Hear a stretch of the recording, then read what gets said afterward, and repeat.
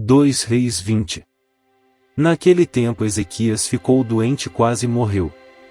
O profeta Isaías, filho de Amós, foi visitá-lo e lhe disse: Assim diz o Senhor: Põe em ordem a sua casa, pois você vai morrer, não se recuperará.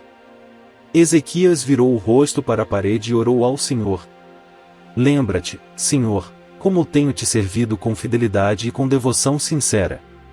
Tenho feito o que tu aprovas. E Ezequias chorou amargamente. Antes de Isaías deixar o pátio intermediário, a palavra do Senhor veio a ele: Volte e diga a Ezequias, líder do meu povo: Assim diz o Senhor, Deus de Davi, seu predecessor: Ouvi sua oração e vi suas lágrimas, eu o curarei. Daqui a 3 dias você subirá ao templo do Senhor. Acrescentarei 15 anos à sua vida. E livrarei você e esta cidade das mãos do rei da Síria. Defenderei esta cidade por causa de mim mesmo e do meu servo Davi. Então disse Isaías: Preparem um emplastro de figos. Eles o fizeram e o aplicaram na úlcera, e ele se recuperou. Ezequias havia perguntado a Isaías: Qual será o sinal de que o Senhor me curará e de que de hoje a 3 dias subirei ao templo do Senhor? Isaías respondeu: O sinal de que o Senhor vai cumprir o que prometeu é este. Você prefere que a sombra avance ou recue 10 degraus na escadaria? Disse Ezequias: Como é fácil a sombra avançar 10 degraus, prefiro que ela recue 10 degraus.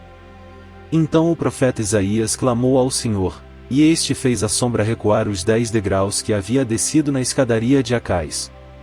Naquela época, o rei da Babilônia, Merodach-Baladã, filho de Baladã, enviou cartas e um presente para Ezequias, pois soubera da sua doença. Ezequias recebeu em audiência os mensageiros e mostrou-lhes tudo o que havia em seus armazéns: a prata, o ouro, as especiarias e o azeite finíssimo, o seu arsenal e tudo o que havia em seus tesouros. Não houve nada em seu palácio ou em seu reino que Ezequias não lhes mostrasse. Então o profeta Isaías foi ao rei Ezequias e lhe perguntou: O que esses homens disseram? De onde vieram? Ezequias respondeu: De uma terra distante. Vieram da Babilônia. O profeta perguntou: O que eles viram em seu palácio? Disse Ezequias: Viram tudo em meu palácio. Não há nada em meus tesouros que eu não lhes tenha mostrado. Então Isaías disse a Ezequias: Ouça a palavra do Senhor. Um dia, tudo que se encontra em seu palácio, bem como tudo que os seus antepassados acumularam até hoje, será levado para a Babilônia. Nada restará, diz o Senhor. Alguns dos seus próprios descendentes serão levados, e eles se tornarão eunucos no palácio do rei da Babilônia. Respondeu Ezequias ao profeta: Boa é a palavra do Senhor que anunciaste, pois ele entendeu que durante sua vida haveria paz e segurança. Os demais acontecimentos do reinado de Ezequias, todas as suas realizações, inclusive a construção do açude do túnel que canalizou água para a cidade, estão escritos no livro dos registros históricos dos reis de Judá. Ezequias descansou com os seus antepassados, e seu filho Manassés foi o seu sucessor. 2 Reis 21.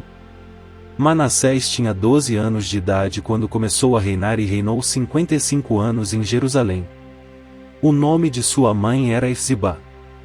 Ele fez o que o Senhor reprova, imitando as práticas detestáveis das nações que o Senhor havia expulsado de diante dos israelitas.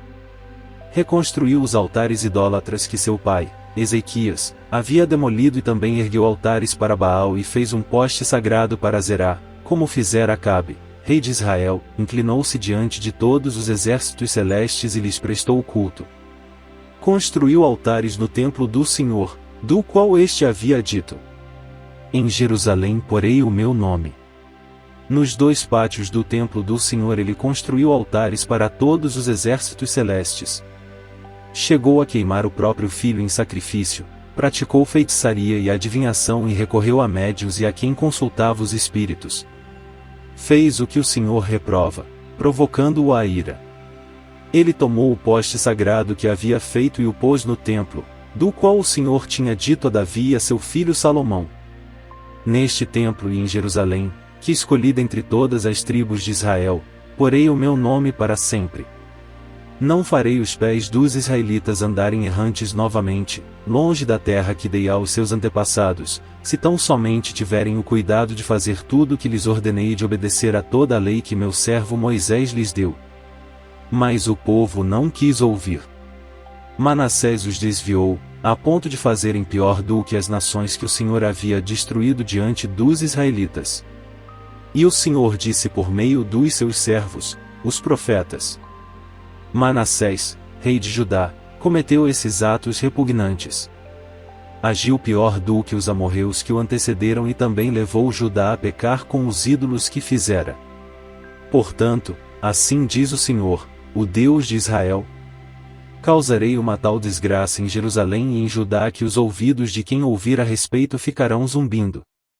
Estenderei sobre Jerusalém o fio de medir utilizado contra Samaria e o fio de prumo usado contra a família de Acabe. Limparei Jerusalém como se limpa um prato, lavando e virando de cabeça para baixo. Abandonarei o remanescente da minha herança e o entregarei nas mãos de seus inimigos. Serão despojados e saqueados por todos os seus adversários. Pois fizeram o que eu reprovo e me provocaram a ira, desde o dia em que os seus antepassados saíram do Egito até hoje. Manassés também derramou tanto sangue inocente que encheu Jerusalém de um extremo a outro. Além disso, levou Judá a cometer pecado e fazer o que o Senhor reprova.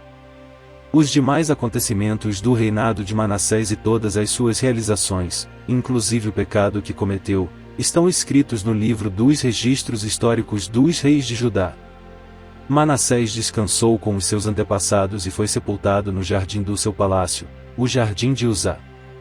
E seu filho Amon foi o seu sucessor. Amon tinha 22 anos de idade quando começou a reinar e reinou 2 anos em Jerusalém. O nome de sua mãe era Mesulemete, filha de Aruz, ela era de Jotá. Ele fez o que o Senhor reprova, como fizera Manassés, seu pai. Imitou o seu pai em tudo, prestou culto aos ídolos aos quais seu pai havia cultuado e inclinou-se diante deles. Abandonou o Senhor, o Deus dos seus antepassados, e não andou no caminho do Senhor. Os oficiais de Amon conspiraram contra ele e o assassinaram em seu palácio. Mas o povo matou todos os que haviam conspirado contra o rei Amon, e a seu filho Josias proclamou rei em seu lugar. Os demais acontecimentos do reinado de Amon e as suas realizações estão escritos no livro dos registros históricos dos reis de Judá. Ele foi sepultado em seu túmulo no jardim de Uzá. Seu filho Josias foi o seu sucessor.